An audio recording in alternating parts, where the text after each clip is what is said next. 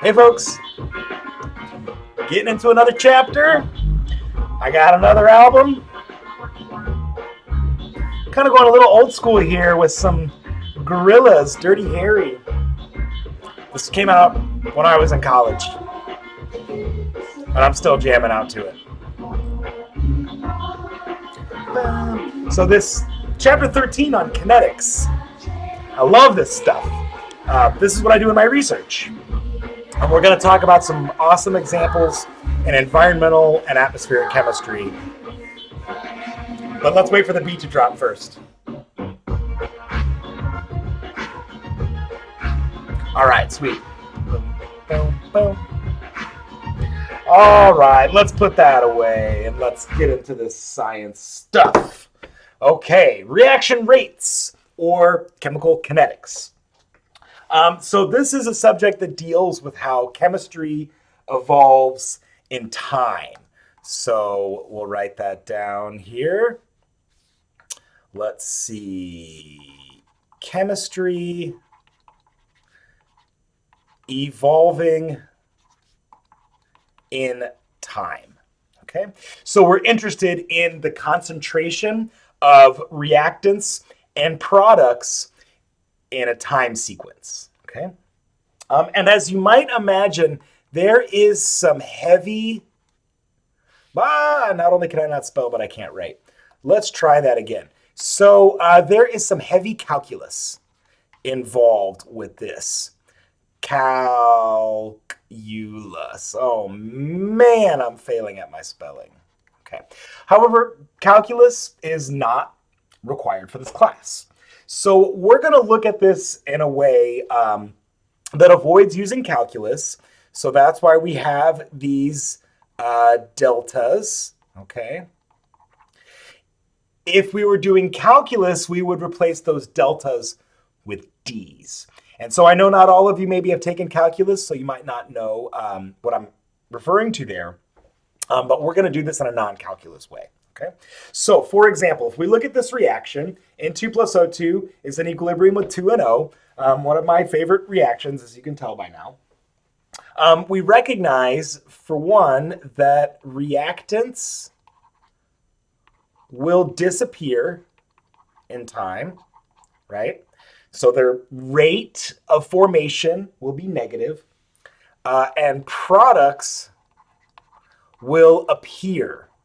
So their rate of formation will be positive. So for example, if we look at the rate of N2 consumption, so there's that negative sign to show us that because it's a reactant, it's disappearing in time. The delta N2 concentration means the molarity of N2 final minus the molarity of N2 initial, and the delta T is time final minus time initial. Okay, so that's change in time. And of course, these final initial states for time and concentration will be the same reference point. Okay, so you notice the O2 consumption also has a negative rate, but the NO production or formation has a positive rate. Okay, so we could think of these in a relative sort of a way. Okay, so relative rates of consumption of reactants and formation of products based on stoichiometry. So same reaction, right? But now if we look at this here, we can see N2 and O2, we can see how they decay or disappear, right? So over time, their concentration is decreasing. And you can see this is a rather fast reaction. So that's a microsecond, a very quick reaction. But now you can see NO is appearing. So it is, being produced in time.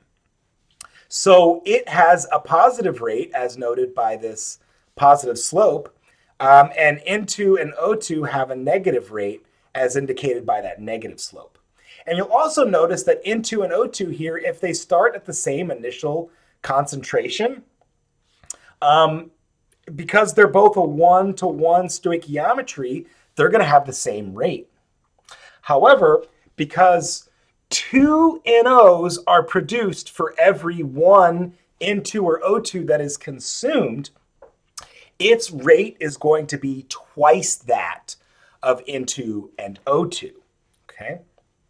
So if we want to set all of these rates to be equal, so let's say we want equal rates. First of all, we have to recognize that in actuality, these rates will not be equal, of course, unless the stoichiometry is equal, such as the case of N2 and O2, right? We both know they have the same stoichiometry. So they both have this negative rate, negative delta N2 over delta T equals negative delta O2 over delta T. So, but this gets a little confusing now. So because NO is produced at twice the rate of N2 and O2, if we want to set all these rates equal, we now have to divide that by 2. Okay, so I'll say divide by 2 to set equal. Or really, we call that the relative rate. We recognize that relative to the N2 and O2, it appears at twice the rate. So we have to divide it by 2 to set all these equal to each other. And we also notice that there's a positive sign there. And so, yes, that will make all of these equal. Because if we think about it, because since this is final minus initial, right? My final concentration for N2 and O2 will be less than that of the initial concentration, right? So we'll go back to that slide here, okay? So this quantity on top, so for example, I'll just use the O2. O2 final minus O2 initial will be negative. So let's write that that is less than 0.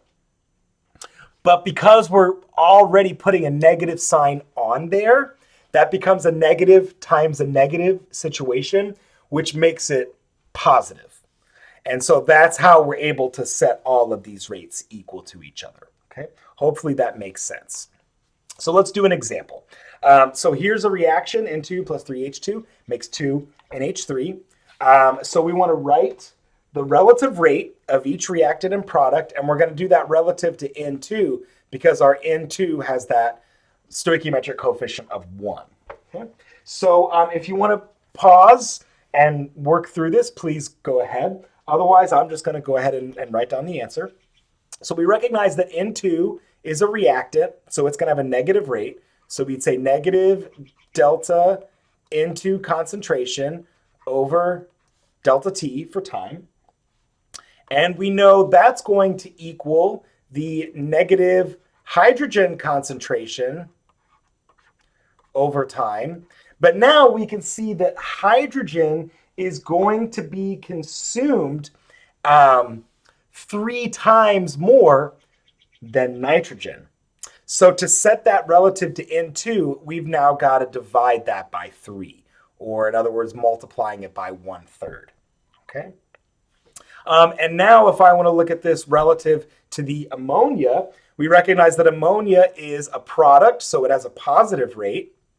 And that's the concentration and molarity, right? The brackets means the same thing as equilibrium, divided by delta T. But now because we're doing this relative to N2, there's 2 ammonias produced for every 1 N2 that's consumed. So we're going to also divide that one by 2. Okay. And if we were to look at a concentration versus time profile of this, so I'll say concentration, and I'll just put an X in there to indicate that could be N2O2 or NH3 over time, okay, we would see N2 decrease by some amount.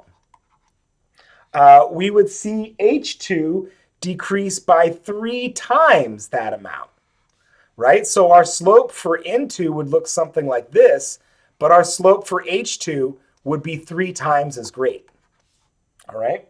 And then finally, our NH3, we know would evolve, and that's going to go at twice the rate that N2 is consumed.